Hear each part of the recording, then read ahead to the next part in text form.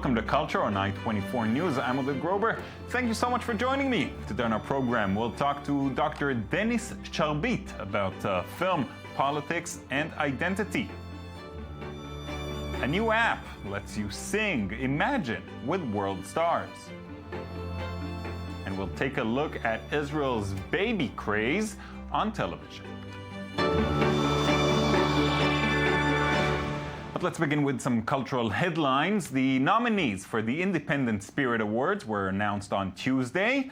Birdman, Boyhood, and Whiplash lead the list with numerous nominations in categories such as Best Feature, Best Director, Cinematography, and Major Acting Awards. Overall, Birdman has 6 nominations and Boyhood has 5. The Independent Spirit Awards nominations are considered the opening shot for the award season, marking the nominated films as possible Oscar contenders. Noted in their absence are the films The Imitation Game, starring Benedict Cumberbatch, and Bennett Miller's Foxcatcher, which will receive a Special Distinction Award, but apparently nothing else, despite its considerable buzz. A flood of new trailers is upon us, but between the huge productions that are Jurassic World and Pan, a very different film caught our eye. It's called Anne Frank, Then and Now, and it was filmed in Jaffa, Ramallah, and Gaza, also during the war last summer. It follows a production of Anne Frank's diary staged by 8 Palestinian girls, the first time it's done in the Arabic language. The film was directed by Croatian directors Jakov and Dominik Sedlar, and produced by 2-time Academy Award winner and Holocaust survivor Branko Lustig. The film is currently seeking distribution. Let's hope it lands some sort of deal, because it certainly looks interesting.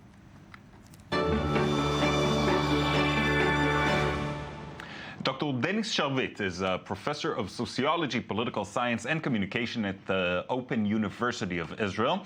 Recently, during a screening and lecture series, he screened Kamal Ashkar's film, Tangier Jerusalem. He's here now to talk to us a little bit about film, politics, and identity, and how it's all related. Thanks for coming in. Thank you very much. So let's start with something that may be obvious to you. I'm not so sure that it is to our viewers. How is it related? Because, I mean, you're a professor of political science, but you screen films. Tell me a little bit. Yes. I think that today, in the 20 last years, movie is the best way to to present views about societies, about human person, and not only fiction but non-fiction documentary films. Right. And the film of Kamal Ashkar's movie is concentrated on the relationship between Jews and Muslims in the 60s of the 20th century, and Kamal wanted to know why Jews left Morocco, how did it happen, and the good idea of his movie was to check what are the relationship between the two communities in the 60s and since. And part of the film is in Morocco, in Tangier, in order to know about the life between Jews and Muslims in this special Berberian village. Right. But the good point of the movie is that he decided to travel to Israel and to meet the new immigrant, old immigrants that lived in Tangier, and the generation and their children. What are those feelings towards Morocco? Do they feel nostalgia? Do they feel resentment about the previous life in Morocco? So what did he find? He found a very extremely interesting and moving relation, because, you know, when they arrived in Israel, the Jews had to forget that they had roots not only in Morocco, but, you know, in a Berberian, in Atlas Mountains villages that were far from the consciousness of the Israeli. And now, because there is a legitimacy to speak about our roots, also because they feel that they are living in Israel and there is any any There's problem. no threat anymore. Any more Right. threat, not from the Ashkenazi public, but also because they are feeling connected to this land and to this state, so they are more ready to speak loudly, to speak without any taboo about the good life that they had when they lived in Morocco. Now, he attended the screening. Yes, Kamal yes. Ashkar attended the screening. What was that like? It was a very good idea. I wanted him to go to Israel and to speak with the audience, and the audience was very large, and they understood that it's not only a movie about the relation between Muslims and Jews in the 60s, but especially a film about immigration, about leaving our country, what you are, what you let in the country, and what you remember from it. And he said to the audience that because he left Morocco to France, so he feels a very great empathy with the Israeli audience, because he knows that Israel is composed of many immigrants from all over the world. It's a fascinating subject, but I want to put it aside for a second and take advantage of the fact that you're here and ask you about current Israeli cinema and what we may learn from it about Israeli society nowadays. You probably know that today the Israeli literature and the Israeli cinema are one of the best products of exportation in Europe and in the United States of America, because it gives a real, an authentic, sometimes a critical view without ideology, without propaganda, and it's an authentic way of learning about the contradiction in our society. And I think that the quality of this film and of these novels is that it gives a straight look about the complexities and the contradiction, and we can go out from these movies or from with the feeling that we learn more and about how this Israeli society is living. Right. It's interesting because, you know, in the past, Israeli cinema was very focused on the conflict in the region. But in recent years, we see more thrillers, comedies, general films. Do you think that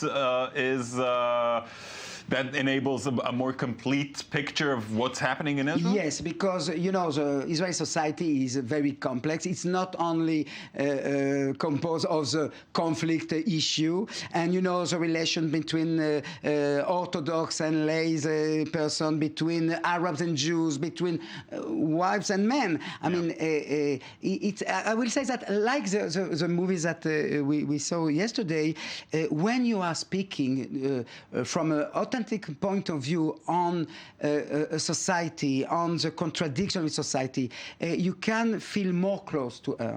And I think that it's a key of the success of all these films. Well, certainly a very interesting topic. Thank you so much for coming and speaking to us about it. Thank you very much.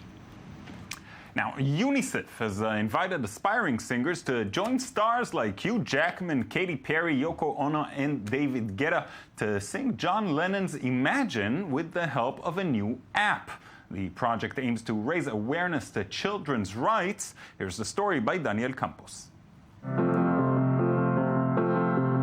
Imagine an interactive digital experience that will enable you to take part in a charity single along with famous celebrities and people from around the world. In the past, singing in a charity music video was exclusively for famous stars like those in the band Aid. But by the end of this year, things are about to change, thanks to a very unique app. The Imagine project will create a multilingual world version of Imagine, produced by DJ David Guetta, and an accompanying interactive music video created by Touchcast and the Bridge Company. The technology will allow everyday people from around the world to record their own version of Imagine, John Lennon's iconic anthem of hope and peace. These individual recordings will be blended with those of UNICEF's ambassadors, such as pop star Katy Perry and African diva Angelique Kidjo. The goal of the project is to create a unique moment in music history that will highlight the perilous challenges children face around the world. Participants will also have the opportunity to donate to UNICEF. Funds raised through the Imagine project will go to support the organization's programs providing education, healthcare, nutrition, and immunization, clean water, and sanitation. In the words of Yoko Ono when referring to the project, a dream you dream alone may be a dream, but a dream two people dream together is a reality.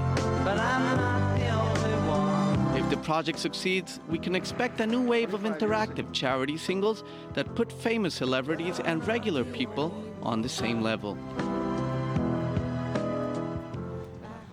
Imagine. In a moment, we'll talk about the baby boom on Israeli TV, but first, our cultural recommendation for the day.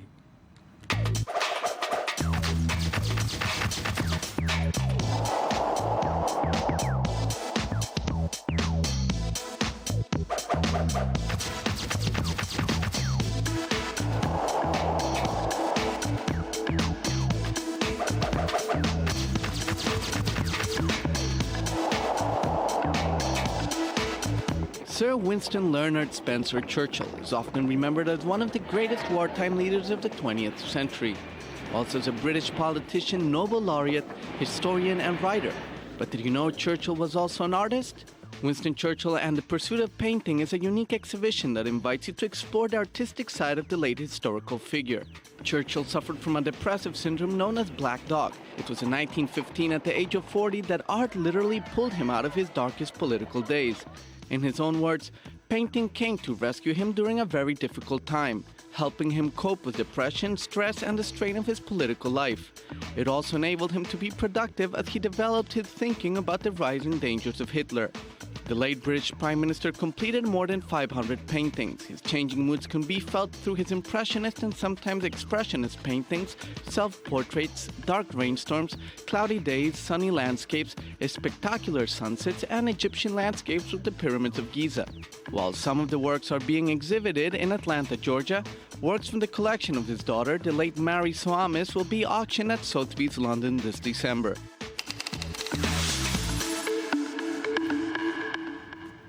Now, author and cultural commentator Amalia Rosenblum is back here. Hello, Amalia. Hi, Oded. Now, we're talking about the fact that there's not one, not two, but 3 shows currently on Israeli television that deals with parenthood. Yeah, with parenthood, or actually more with, Pre-parenthood. Pre-parenthood, Yeah. with becoming a parent, having a baby, in the most technical of ways. One show is called 9 Month. It's a sort of documentary reality show that's following 100 couples over... That are all trying to get pregnant? Exactly, and it's like you're bombarded with statistics about, the chances of them getting pregnant within a year and so on. The other show is called Baby Boom, and they have wired a delivery room with, cameras, and they follow couples as they walking a couple, and the whole thing. Oh my God! You do see their stuff that I think should have remained. I don't know if they aim to encourage births. I'm not sure that's the way to go about it, but who knows? No, but it does evoke. I think you're right in saying it does. Bring out a lot of criticism in people because it's as if don't these guys have any sense of privacy? I think it's part of the feeling that viewers might have. Privacy is kind of a thing that's been going through some changes in for recent sure, years. For sure. I think people in their 20s and younger have a completely different sense of privacy. I think Mark Zuckerberg said privacy is no longer the social norm, and I think he even said somewhere, well, you don't need privacy. The only reason that you should want privacy is if you have something to hide. Yeah. Exactly, which I think is very different from the assumption that some areas of your life are just not shared, and not made public. Yeah. Well, I guess these parents are making the decision for their child. Exactly, which is I think it's another issue because. Now it's the norm, but who knows? In the future, there might be some reactionary wave where people want privacy again. Privacy will might become sort of a status symbol, a coveted possession where, and what about this kid, this person, this 80-year-old whose parents, 80 years ago made the decision that everyone will see the baby when it, emerges and... Pretty scary, I gotta say. But it's at the end of the day, it is about TV shows. Are the shows any good? Well, I think it's a matter of taste, of course. Personally, the one show that called 9 Months, where everyone is going through everything together, is a little bit less to my liking. To be with 200 people as they put the little stick in the cup of urine and want to find out together whether they're pregnant or not.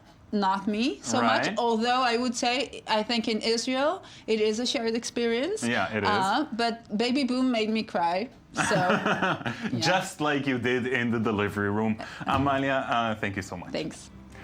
Thank you at home for joining us as well. You can find our past shows on our website, i24news.tv, and we'll be here again tomorrow, so be sure to join us.